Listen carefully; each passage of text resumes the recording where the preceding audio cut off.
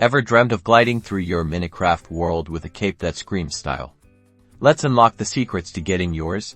The most iconic way to snag a legit Minecraft cape is by attending official Mohan or Microsoft-sponsored Minecraft events, like Minicon. Keep an eye on the official Minecraft website and social media for announcements. Sometimes, attending these events, or participating in specific challenges within them, can reward you with a unique cape that's tied to your Mohan account. Another avenue for acquiring capes involves special redeem codes. These are often distributed through promotions, partnerships, or as part of specific collectible merchandise. If you hear about a cape code, head over to your account settings on the official Minecraft website. Look for the section where you can redeem codes and carefully enter the one you've acquired. Success means your cape should appear on your character shortly after.